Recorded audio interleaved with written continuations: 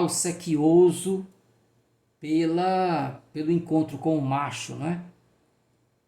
As palavras do padrinho, embebidas de voluptuosidade e ternura, o nome do Zusa pronunciado naquele instante, e mais que tudo isso, a invocação feita à alma de sua mãe, confundiram-lhe os sentidos, acordando no seu coração de donzela o que ela tinha de mais delicado.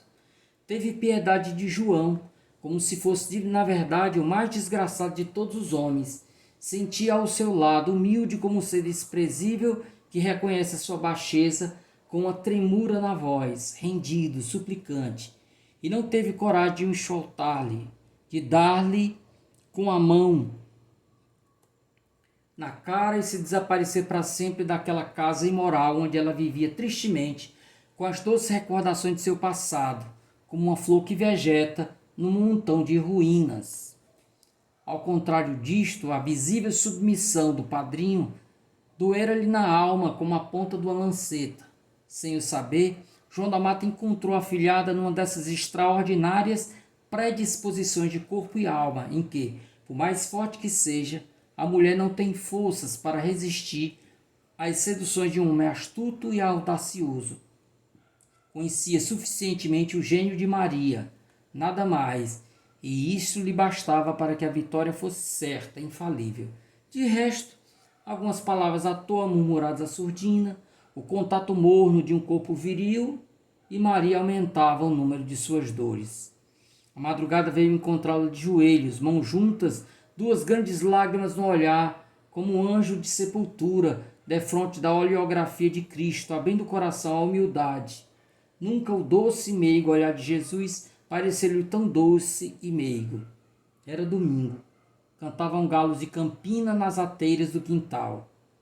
E enquanto, lá fora, a cidade acordava e a vida recomeçava o seu eterno poema de alegrias e dores, Maria procurava no coração de Jesus um conforto para o seu doloroso arrependimento. Então, o romance apresenta um quadro pessimista da vida urbana fortalezense. Para alguns analistas, a obra traz uma espécie de vingança do autor contra a cidade que o criticou pelo caso com a mulher casada. Então, aquele escândalo que nós já citamos, né? Então, ele vai à forra, vai mostrar a cidade como um local de civilidade muito baixa, né? A crítica à fofoca, por exemplo, está presente no livro, como se vê na passagem a seguir.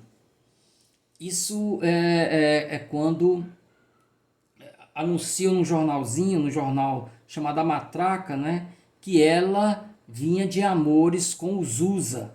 Isso cria um maior problema lá.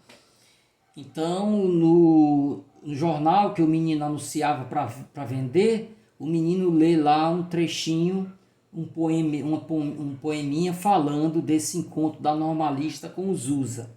Então a Lídia, escutando aquilo, conversando com a amiga, disse: achou graça da avessalhada. Ela também já saíra na matraca.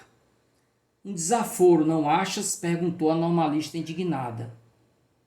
O que se há de fazer, minha filha? Ninguém está livre dessas coisas no Ceará, moleque. Não se pode conversar com o rapaz porque não faltam alcoviteiros, né? Então a crítica aí aos fofoqueiros. Para mostrar o baixo estágio civilizatório da cidade, o autor põe nos lábios do jovem Zusa a seguinte comparação de Fortaleza em relação a Recife.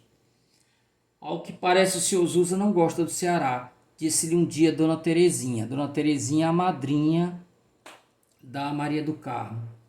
Absolutamente não, minha senhora. Sou meio exigente em matéria de civilização. Isto me parece ainda uma terra de bugres, quer dizer, de índios, né? De bugres? Sim, uma terra em que só se fala das secas e no preço da carne verde.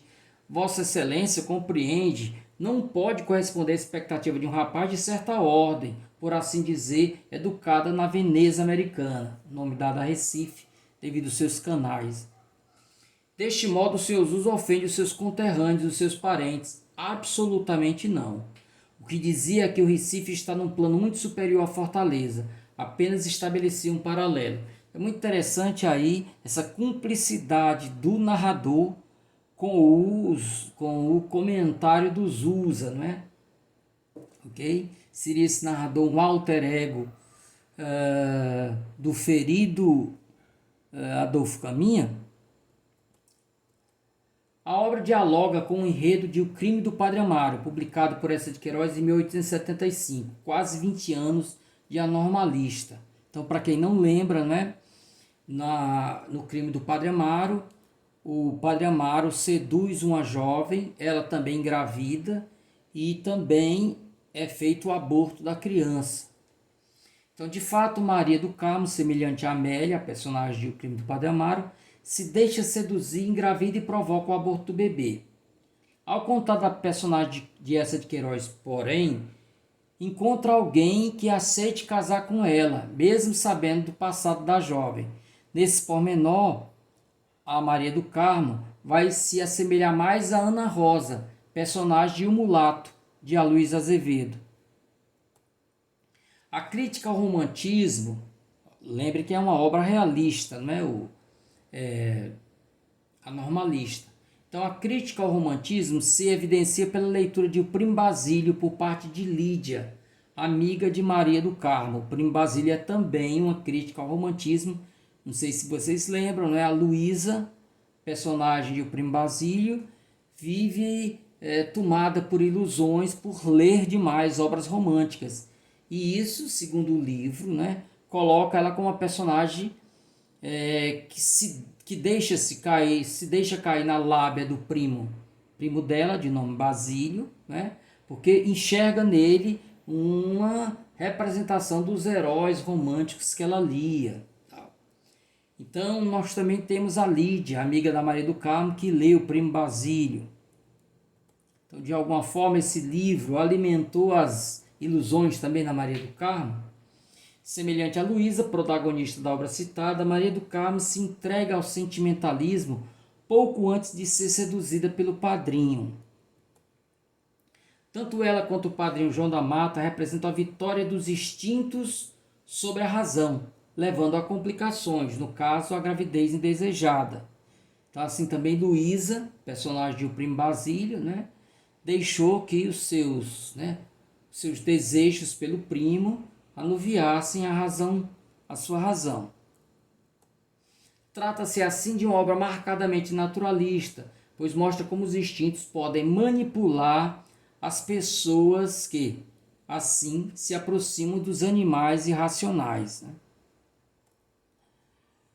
Aqui, gente, para encerrarmos esse primeiro bloco, as palavras de Marisa Lajolo sobre a obra, que ela vai mostrar aqui que a obra ela é também uma obra que ele vai trazer os costumes do tempo, né? Ele vai trazer uma crônica da cidade. Então, palavras dela.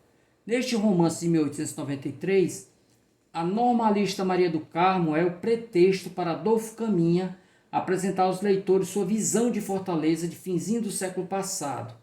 De um lado, o povinho miúdo, o pequeno funcionário público, a mulher que vendia rendas, o barbeiro, o guarda-livros, o lenhador, o alferes, o vendedor de jornal. Então, esse pessoal do extrato, da base, né, da pirâmide social, aparece todo lá no livro. Na outra banda, temos o governador da província, o coronel Souza Nunes, seu filho Zusa, estudante de direito, o jornalista José Pereira, o diretor e os professores da escola normal. A fraqueza do nexo lógico, sentimental ou de qualquer natureza entre as várias peripécias na vida de Maria do Carmo sugere que Adolfo Caminha não conta a história dela simplesmente para distrair seus leitores. É a propósito da vida da normalista que ele vai delineando quadros da vida da capital cearense. Uma aula na escola normal, o footing no passeio público, quer dizer, o passeio, né? Caminhada, uma festa de casamento, um serão familiar, então essas coisas todas, né? Então é um livro que traz esses costumes todos. Nessa espécie de painel de costumes, o autor parece querer mostrar ao leitor toda a mesquinha sordidez da vida social na Fortaleza de seu tempo. O mau humor para com a cidade é transparente e costuma ser apontado pelos críticos e biógrafos de Adolfo Caminha como uma espécie de vingança, aquilo que eu já havia citado. O autor jamais teria perdoado seus conterrâneos por estes lhe terem criticado os amores adúlteros e escancarados com a mulher de um colega.